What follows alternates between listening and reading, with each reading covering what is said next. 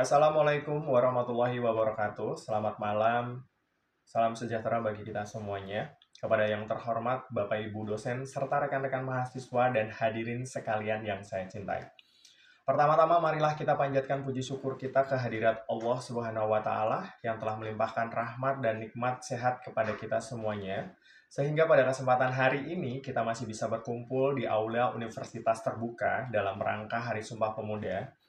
Pada kesempatan hari ini, izinkan saya mewakili rekan-rekan mahasiswa dari Prodi Ilmu Komunikasi sedikit ingin menyampaikan pendapat atau berdiskusi tentang personal branding di era digitalisasi. Pernahkah Anda bertanya-tanya apa yang dipikirkan orang lain saat pertama kali mendengar nama saya di era digital yang berjalan begitu cepat seperti sekarang ini? Persepsi itu bukan hal lagi sekedar tebakan. Hanya dengan satu klik mesin pencari atau sosial media, orang lain baik itu teman, klien, HR perusahaan bisa langsung menyimpulkan siapa diri kita. Pertanyaannya adalah, apakah cerita digital yang mereka lihat sudah mencerminkan diri kita yang sebenarnya? Disinilah pentingnya apa yang kita sebut sebagai personal branding.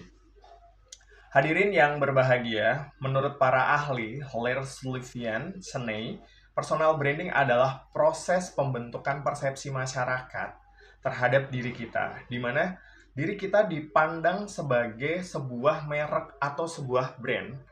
Ini bukan tentang kepalsuan atau pencitraan yang dibuat. Personal branding adalah bagaimana kita mengkomunikasikan nilai-nilai keahlian dan keunikan diri itu secara konsisten dan secara autentik kepada publik. Oke, di tengah keramaian dunia profesional memiliki kemampuan saja tidak lagi cukup. Kita butuh nilai pembeda dengan orang lain, sebuah keunikan yang membuat kita lebih menonjol dibandingkan teman-teman. Mengapa ini penting? Mungkin di antara kita ada yang berpikir kita bukan adalah seorang influencer atau mungkin bukan seorang artis atau mungkin bukan seorang aktor. Bagaimana kita untuk melakukan branding diri kita? Mari kita lihat faktanya. Pertama adalah dari profil digital kita.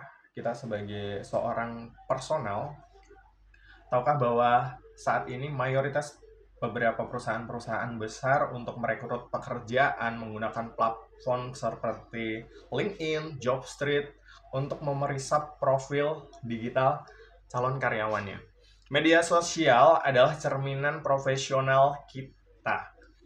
Yang kedua adalah bagaimana kita membuka peluang. Dari sini kita bisa melihat dari beberapa platform-platform digital serta pengalaman-pengalaman yang sudah kita dapatkan, kita banyak membuka peluang emas untuk sebagai personal branding. Personal branding yang kuat itu akan memberikan promosi jabatan hingga menarik klien baru bagi Anda yang bergerak di bidang bisnis. Ketika kita mampu membangun citra yang konsisten, kredibilitas kita akan naik, kepercayaan terhadap orang lain pun juga akan meningkat seiring dengan berjalannya kita itu improve dengan diri kita masing-masing atau dengan Bapak Ibu. Dan kitalah yang memegang kendali penuh atas narasi tentang diri kita sendiri. Oke.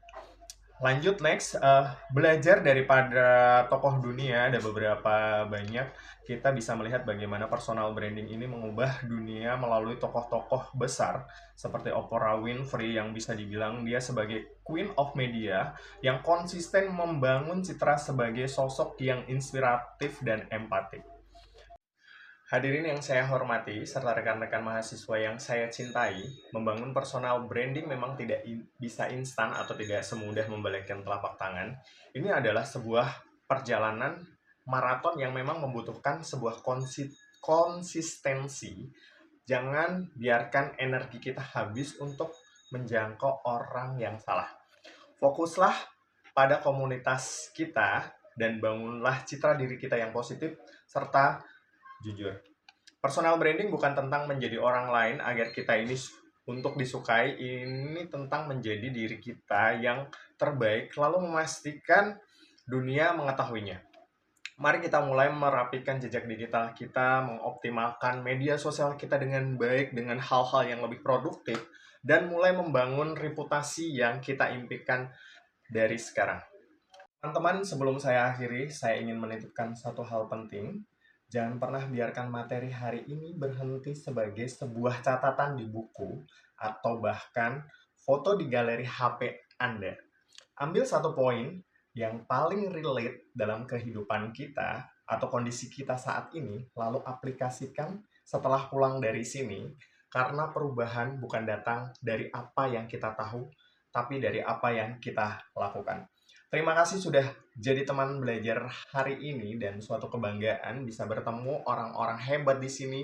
Jujur saya senang bisa sharing, banyak dapat insight dari Anda semuanya. Semoga semua rencana baik yang sedang kita perjuangkan dimudahkan jalannya oleh Tuhan.